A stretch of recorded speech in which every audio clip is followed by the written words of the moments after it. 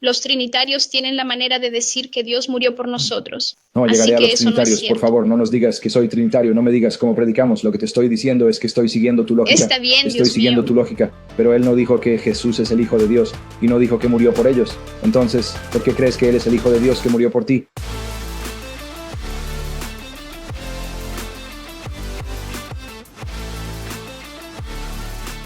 No creo que Él existiera previamente como literalmente el Hijo de Dios. Creo que existió en el plan y la mente de Dios. ¿Por qué Porque crees la eso? Biblia lo dice. ¿Dónde? En Hechos Hechos 2. capítulo 2, versículo 22. Sí. ¿Es eso lo que vas a citar? Sí, pero Hechos fue escrito por Lucas, ¿correcto? Sí. Bien, entonces, ¿por qué empezarías en Hechos capítulo 2 cuando Lucas comienza en Lucas capítulo 1? Eso no es como se interpreta la Biblia salteándose lo que el autor Buenas escribe. noches. Él comienza su discusión en Lucas capítulo 1 porque en Hechos capítulo 1 le está escribiendo a la misma persona, Teófilo, ¿verdad? Entonces, ¿por qué comienzas en Hechos capítulo 2, versículo 22, cuando es Pedro predicando a los judíos, los mismos judíos que crucificaron a Jesús? Y él enfatiza que Jesús es un hombre porque no puede comenzar diciéndoles a los judíos que Jesús es el Dios del Antiguo Testamento en la carne. Entonces, ¿por qué comienzas en Hechos capítulo Quiero 2? decir, fue cuando se llenó del Espíritu Santo, ¿verdad? Y comenzó a predicar. Entonces, ese es el mensaje que quiere compartir con el mundo entero. Había tantos miles de personas allí. Pudo haber usado cualquier palabra. Pudo haber dicho, el Hijo de Dios murió por ustedes, pero eligió estas palabras en Pero particular. murió el Hijo de Dios por Sí, ellos. lo hizo. ¿Dónde lo dice Podría la haber gente? dicho, como dicen los Está trinitarios, bien, que por si me Dios puedes murió mostrar por en ti Hechos y 2. por mí. Hermana, si me puedes mostrar en Hechos 2 donde dice Jesús, Hijo de Dios, que murió por ti. Eso es lo que te estoy diciendo, Pero hermano. es verdad, Él no dice entonces eso. es él el Hijo Es de Dios, cierto. murió por No lo nosotros. negué, pero está usando una palabra específica y no como los trinitarios. Los trinitarios tienen la manera de decir que Dios murió por nosotros. No, Así llegaré a que los eso no es trinitarios. Por cierto. favor, no nos digas que soy trinitario, no me digas cómo predicamos. Lo que te estoy diciendo es que estoy siguiendo tu lógica. Está bien, Estoy Dios siguiendo mío. tu lógica. Pero él no dijo que Jesús es el Hijo de Dios y no dijo que murió por ellos. Entonces, ¿por qué crees que él es el Hijo de Dios que murió por ti? Hechos 2 no dice eso. Está bien, creo que el Hijo de Dios murió por lo que dice la Biblia en otras partes como Otras partes. Mateo, Otras partes. Así Marcos que y gracias. Ahora Juan. probaste mi punto. Entonces vamos a las otras partes y no nos quedemos con la parte que piensas que apoya tu argumento. Está bien. Ve al capítulo 3 de Lucas y lee los versículos del 1 al La 6. palabra de Dios vino a Juan, el hijo de Zacarías, en el desierto. Fue por toda la región alrededor del Jordán, predicando un bautismo de arrepentimiento para el perdón de los pecados. Como está escrito en el libro del profeta Isaías, la voz que clama en el desierto preparó el camino del Señor, enderezó su senda. ¿Qué profecía cumple Juan el Bautista? Isaías, la voz de uno que clama en el desierto. Está bien, ve al capítulo 40 de Isaías y lee los versículos 3 al 5. Así dice, una voz clama en el desierto, preparen el camino del Señor, enderecen en la soledad una calzada para nuestro Dios. Wow, eso. Y la FIBA se está preparando por Del para quién viene, Señor. para quién no voy a hacer un camino para quién. Para Yahvé. Sí, nuestro Dios, ¿verdad? Bien, y luego lee el versículo 5 porque eso también fue Y citado. la gloria del Señor será revelada, y toda carne la verá junta, porque la boca del Señor ha hablado. Luego en ese mismo capítulo, solo para asegurarnos de que no perdamos el punto para no distorsionarlo porque estaremos pecando contra Dios si distorsionamos su palabra, lee los versículos 9 al 11. Sube a un monte alto, oh Sión, mensajero de buenas nuevas, levanta tu voz con fuerza, oh Jerusalén, mensajera de buenas noticias, levántala, no temas, dicen las ciudades de Judá. He aquí tu Dios, he aquí el Señor, Dios viene con poder, y su brazo gobierna para él. He aquí su Señor está con él, y su recompensa delante de él. Claramente lo leíste, y si lo vas a leer honestamente, dice, tu Dios viene y su brazo gobernará por él, y su recompensa viene con él. No es una criatura la que viene, es el Dios de Israel, Yod, He, Vav, He, Jehová, él viene. Así que la voz que clama está preparando la venida del Dios Jehová. Ahora, antes de ver quién es, necesito que vayas a Lucas 7, 27. Un segundo, hermano. Necesito claridad sobre el Señor. Dios viene con fuerza y su brazo gobierna para él y su recompensa delante de él. Así es, sigue leyendo. Entonces, ¿quién crees que el brazo gobierna para él? ¿Qué crees que significa eso? Va a volverse en tu contra porque en Isaías el brazo de Dios no es una criatura, es Dios viniendo en su poder. Ve a Isaías 59, 16. Porque no creo que quieras ir allí, no va a ayudar a tu caso. Ve a Isaías 59, 16. Porque el brazo del Señor no es una criatura, no es un hombre, es Dios viniendo en su propio poder, así que no va a ayudar a tu caso. La verdad falta y el que se aparta del mal se hace presa. El Señor lo vio y le desagradó que no hubiera justicia. Vio que no había hombre y se maravilló de que no hubiera quien interviniera. Entonces su propio brazo le trajo la victoria y su justicia lo sostuvo. Sí, para no torcer la Biblia y jugar ping-pong con ella. Dice que no había ningún hombre digno y nadie, así que Dios lo hizo con su propio brazo. Entonces, el brazo de Dios no se refiere a una criatura, se refiere a Dios viniendo en su propio poder. Ahora, para aclarar ese punto, pongan Isaías 63, versículo 5. Y miré, pero no había nadie que ayudara. Me sostuve, pero no había nadie para sostenerme. Así que mi propio brazo me dio la victoria y mi ira me sostuvo.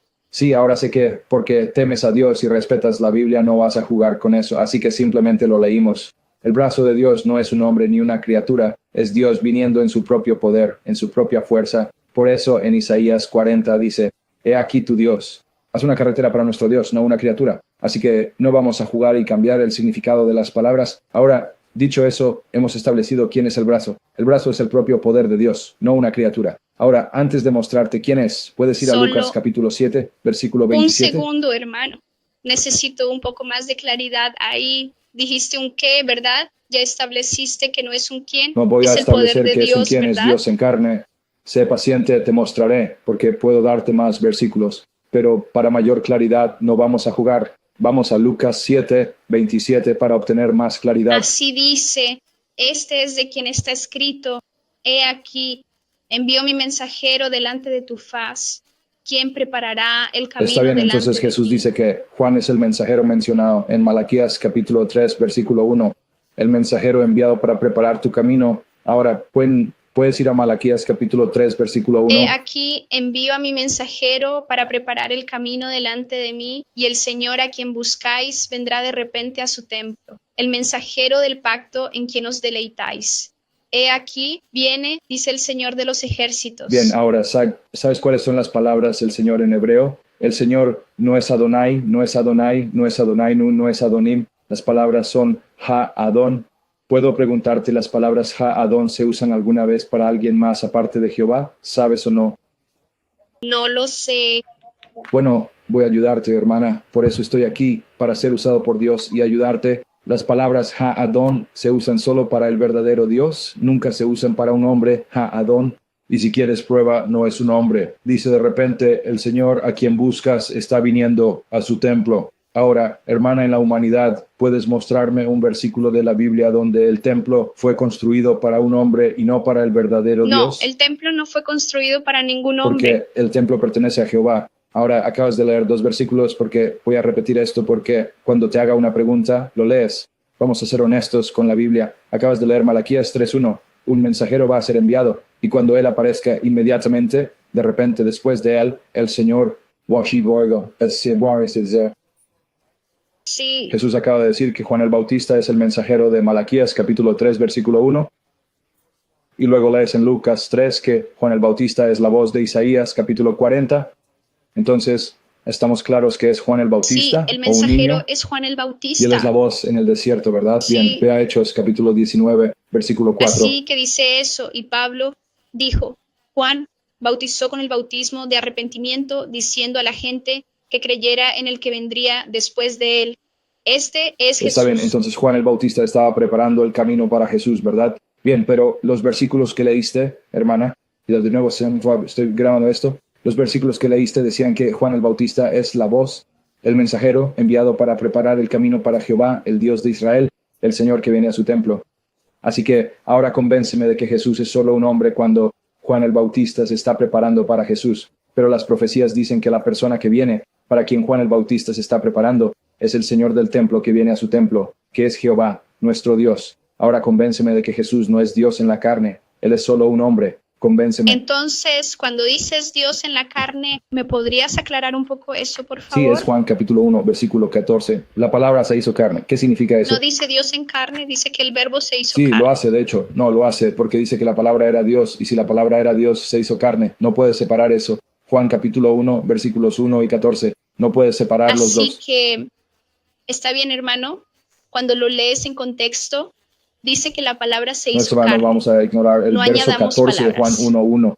Juan 1:14 no empezó en el verso 14, empezó en 1. Así que no restemos a la palabra. Juan 1:1 dice que la palabra era Dios y la palabra se hizo carne. Así que no empieces en 14 e ignores el verso 1. ¿Quién es la Podrías palabra? morir entre La versos. palabra era Dios que se hizo carne. Ahora explícame qué significa que la palabra era Dios. Mira, ahora hemos llegado ahí. Está bien, yo diría que Dios fue manifestado en carne.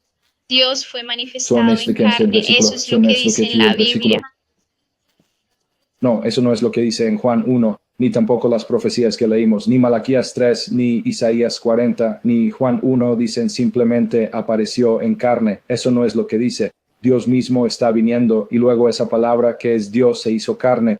No simplemente apareció en carne. Regresemos a Isaías 40 y Malaquías 3. ¿Quién viene según Isaías 40 y Malaquías 3?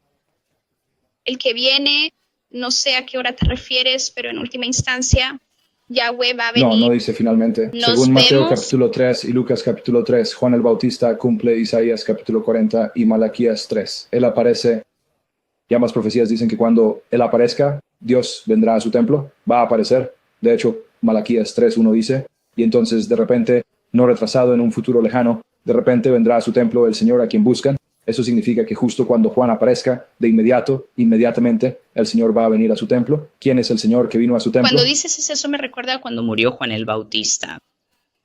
Él bautizó a Jesús, ¿verdad? Y de repente se abrieron los cielos y se oyó una voz del cielo. Y Jesús es el templo, según lo que entiendo. Y el Espíritu Santo de Yahvé descansó sobre él. Así que esto justo después de Dios.